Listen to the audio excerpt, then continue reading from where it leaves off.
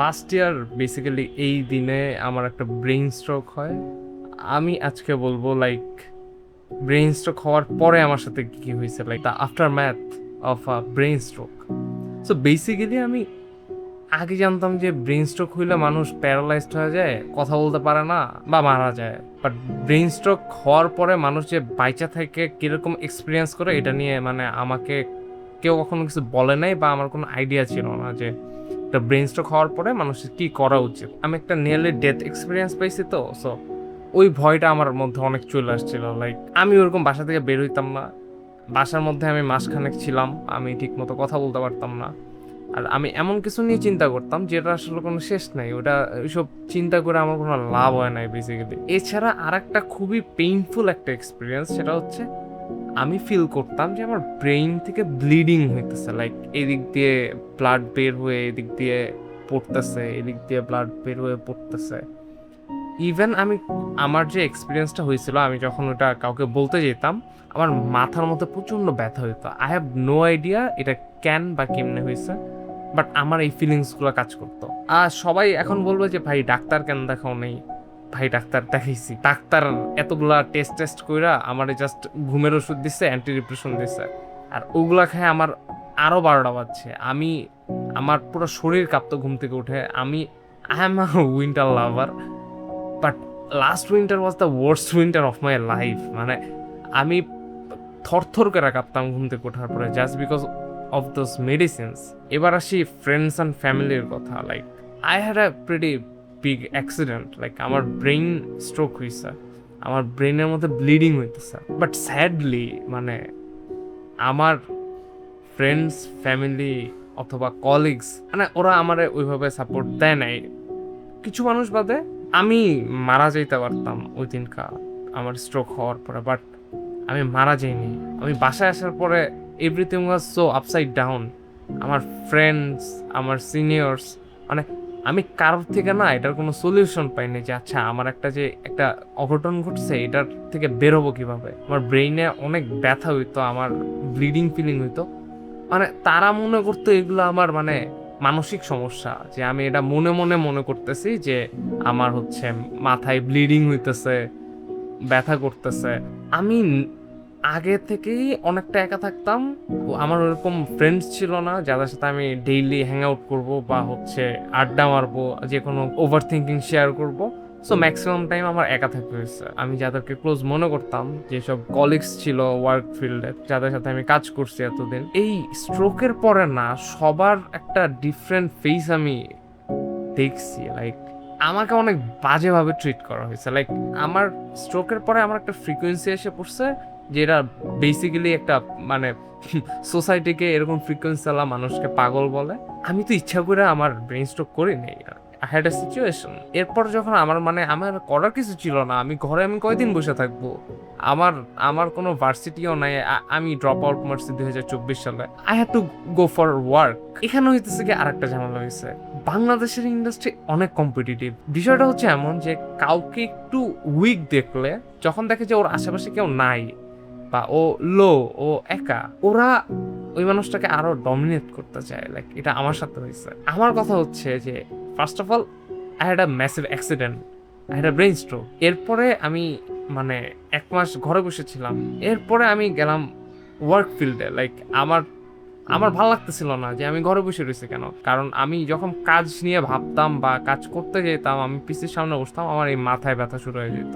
আমি কয়েকটা শুটে যাওয়ার পরে বা কয়েকটা গ্যাদারিং এ যাওয়ার পরে আই ওয়াজ লাইক শিট, মানে I have no words to that those people, যে ওরা আমার কেন এভাবে ট্রিট করছে।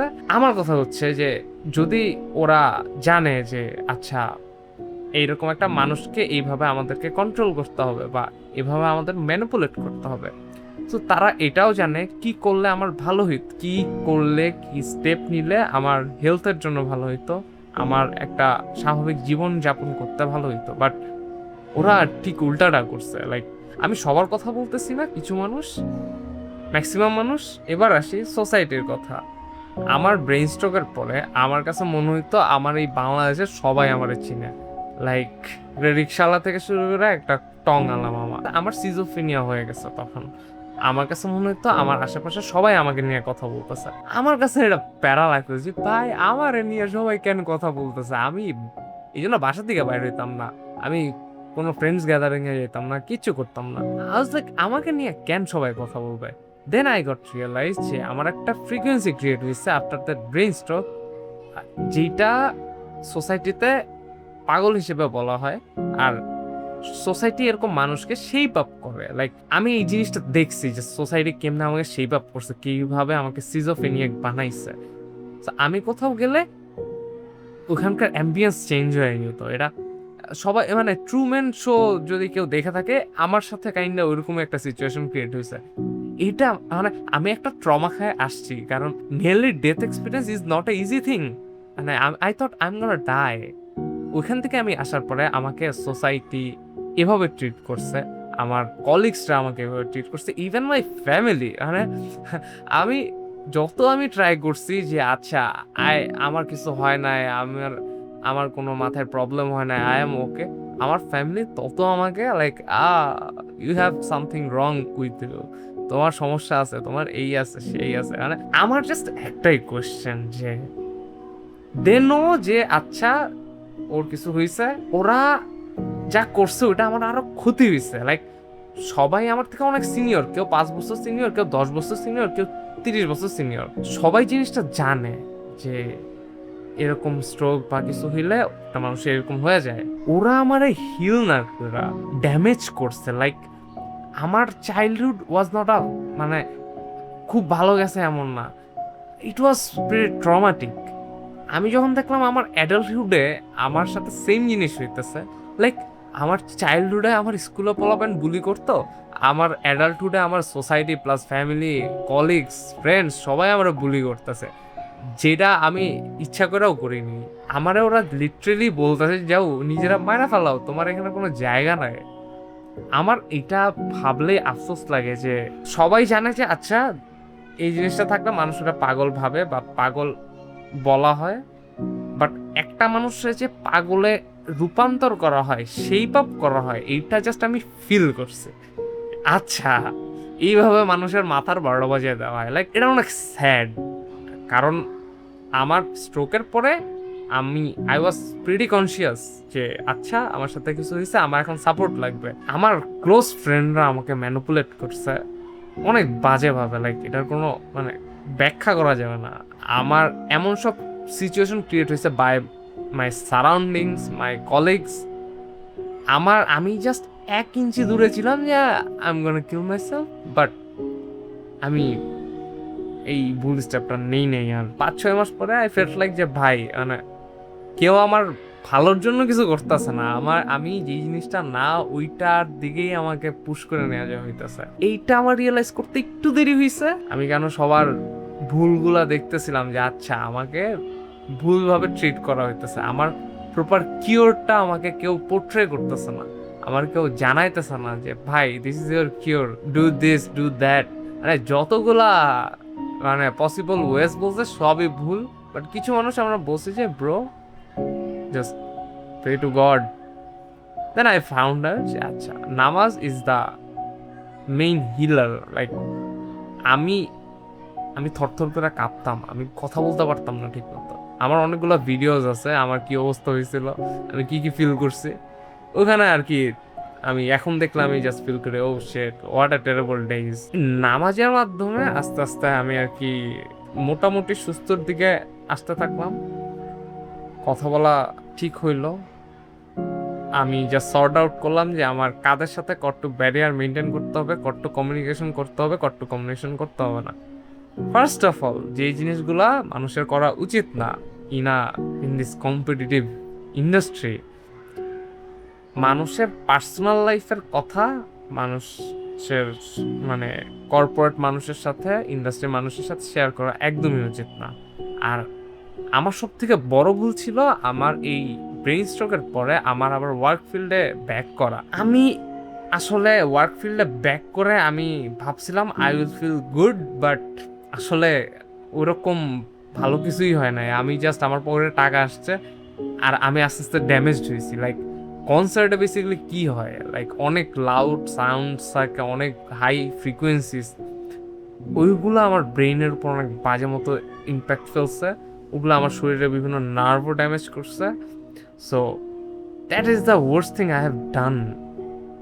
অলসো স্মোকিং আসলে it's not good, and after brain stroke it's worse. আমি দিশাহারা হয়ে গেছিলাম, লাইক মানে আমার ফ্রেন্ডসরা আমার বুঝতেছে না, আমার ফ্যামিলিরা আমার বুঝতেছে না, আমার ইন্ডাস্ট্রি বা কর্পোরেট লাইফের মানুষরা আমার বুঝতেছে না, আমি যাদেরকে এতদিন রেসপেক্ট করতাম সিনিয়র হিসেবে, তারা আমার বুঝতেছে না। আমি কই যাব? লাইক আমি জাস্ট রিয়েলাইজ করছি যে এইসব মুহূর্তে মানুষ সুইসাইড করে। দুই ধরনের মানুষের কথা কখনো সামনে আসে না। এক, যারা পাগল হয়ে গেছে, রাস্তায় ঘুরে বেড়ায় জামা কাপড় ছাড়া, ওদের কথা ভাই কেউ যায় বলবে না, ভাই তোমার লাইফে কি হয়েছে, তা পাগল। আরেকটা হচ্ছে কি, যারা সুইসাইড করে। মানে ভাই সুইসাইড নোট আসলে কিছুই না, মানে একটা যে মানুষটা সুইসাইড করে ওর লাইফে কি যায়, ওটার কাছে একটা সুইসাইড নোট কিছুই না। আমি বাইচা রয়েছি মনে হয় এইটার কারণে যে এই দুইটা জিনিস আসলে মানে সামনে নিয়ে আসা, যে আচ্ছা what actually happens to that people, যে ওরা পাগল হয়ে যায় বা হইতেছে গিয়া সুইসাইড করে ফেলে। বাট আলহামদুলিল্লাহ I am trying so hard to be fine. আমি নামাজ পড়তেছি, আমার 5 ওয়াক্ত নামাজ পড়া হয় না, বাট আমি নামাজ পড়া ট্রাই করতেছি। I am trying hard to quit smoking, I am trying hard to make good friends. আমার কাছে মনে হয় যে আমার লাইফটাই শুরু হয়েছে আমার ওই ব্রেন স্ট্রোকের পর থেকে। লাইক মানে আমি না কোনো সময় ফাইট ব্যাক করিনি কোনো কিছু নিয়ে, যে আমার সাথে এটা কেন হয়েছে। মানে ভাই 5-6 বছরের বেশি হয়ে গেছে আমি মানে I am working as a professional photographer.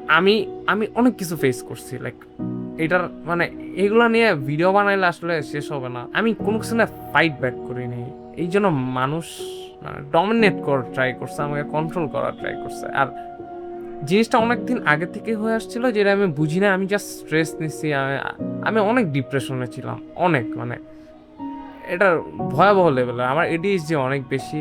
R brain স্ট্রোকের পর তো লাইক আমি জাস্ট বেয়ারলি অ্যালাইভ, ঠিক আছে। I am glad to B alive and everything happens for a reason. আমি এখনো রিজনটা ফিল করতেছি না, যে কেন এত কিছু আমি জানলাম বা বুঝলাম।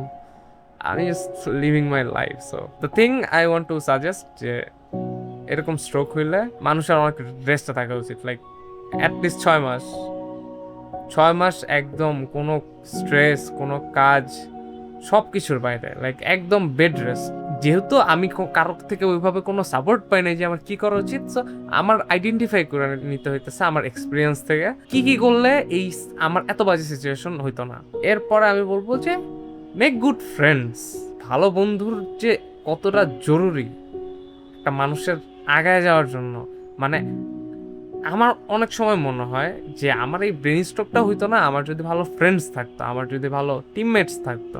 আমি আসলে এখন আমার মানে স্যাডনেস আসেও না এইসব নিয়ে আছে ভাই, আর কত স্যাড থাকবো। কারণ আমি আমার বেটারমেন্ট আমি একা ছাড়া মানে কেউ বুঝে না, কেউ করে না। আর thanks to God, like thanks for guiding me. মানে আমার আর কিছু বলার নাই। Just 1 year anniversary of my brain stroke. Have a beautiful life and quit smoking. Okay, tada.